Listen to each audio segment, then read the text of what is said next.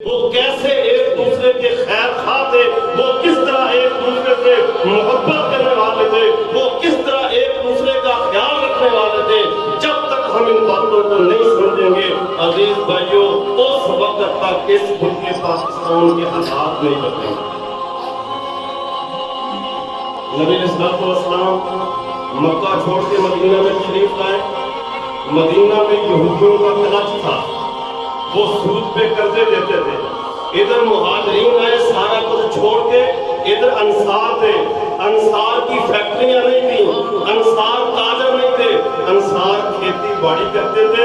ادھر مکے کے لوگ لٹ پٹ کے سارے قافلے جو ہے وہ مدینہ میں پہنچ گئے۔ اب نبی علیہ السلام کو اپنی امت کا کتنا خیال تھا، اپنے ساتھیوں کا کتنا احساس تھا۔ ایک طرف یہودیوں کے قرضے سے بچایا اور دوسری طرف مواخات مدینہ قائم کر کے ایک مثال قائم کر دی اور امت کو یہ راستہ دے دیا کہ جب تک ایک بھائی دوسرے بھائی کا احساس کرنے میں لگ جائے گا، معاشرہ بن جائے گا، ریاست قائم ہو جائے گی، معاشرہ مضبوط ہو جائے گا۔ اور جب تک تم قرضوں پہ آگے بڑھنے کے لیے اور قرضوں پہ حساب کر کے اپنی معیشت کو چلانے کے لیے اس کام پہ آؤ گے تو معاشرہ نہیں چل سکتا۔ نبی علیہ السلام نے سب سے پہلے مدینے کی ریاست کو، مدینے کی اس حکومت کو بحال کرنے کے لیے اور مضبوط کرنے کے لیے جو سب سے پہلا کام کیا، ایک انصاری کو پکڑا اور ایک مہاجر کو پکڑا اور بھائی بھائی بنا دیا۔ اور پھر جذبے دیکھیں، اللہ اکبر۔ انصاری کہتا ہے اللہ کے نبی میرے پاس 2 گھر ہیں، ایک گھر میرے بھائی کو دے دو، میرے پاس 2 باغ ہیں، ایک باغ میں اپنے بھائی کو دیتا ہوں۔ یہ معاشرہ کھڑا ہو گیا، یہ احساس کے جذبوں کے ساتھ ریاست مدینہ کی بنیاد رکھی جا رہی ہے۔ اور یہاں تک بھی آتا ہے، وہ کہتا ہے میری 2 بیویاں ہیں، ابھی یہ تو نیا آیا ہے، یہ تو پردیسی ہے، یہ تو مہاجر ہے، میں ایک بیوی کو طلاق دے دیتا ہوں، عدت گزرنے کے بعد یہ اپنا گھر بسا لے۔ ایک طرف یہ پیشکشیں ہیں، ایک طرف احساس کے یہ جذبے ہیں، اور دوسری طرف صحابی کا رد عمل دیکھیں۔ صحابی کا بھی اپنے بھائی کے لیے احساس کا جذبہ دیکھیں۔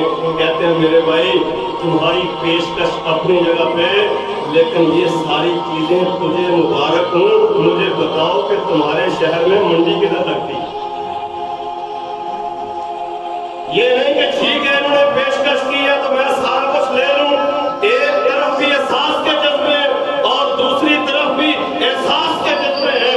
اللہ پر دیکھ لو، پھر اللہ ان جذبوں کی قدر کرتا ہے۔ جہاں حکمران بھی لوٹنے پہ لگ جائیں، جہاں افسر بھی لوٹنے پہ لگ جائیں، جہاں عوام بھی لوٹنے پہ لگ جائے، جہاں ایک دوسرے کی جیبوں پہ نظر ہو، جہاں ایک دوسرے کے مال پہ نظر ہو، جہاں ایک دوسرے کے پلاٹوں پہ قبضے ہوں، جہاں ایک دوسرے کی عزتوں کو اچھالا جائے، جہاں ایک دوسرے کے گریبانوں کو پکڑا جائے، جہاں ایک دوسرے کو نیچا دکھانے کی کوششیں کی جائے، وہاں عزیز بھائیوں ترقیاں نہیں ہوتی، وہاں راحت نہیں ہوتی، وہاں سکون نہیں ملتا، وہاں چین نہیں ملتا، وہاں تباہیاں اور بربادیاں آتی ہیں۔ اور جہاں ایک دوسرے کے ساتھ احساس ہوتا ہے وہ معاشرے ترقی کرتے ہیں۔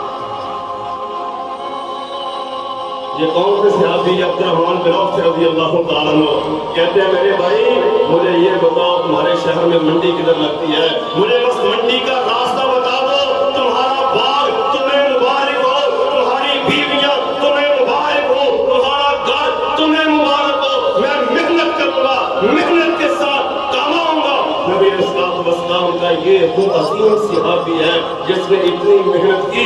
چند مہینے ہوئے تھے، نبی علیہ السلام نے عبدالرحمن بن عوف رضی اللہ تعالیٰ عنہ کو دیکھا، خوشبو لگی ہوئی تھی کپڑوں پہ، زرد رنگ کا نشان دیکھا۔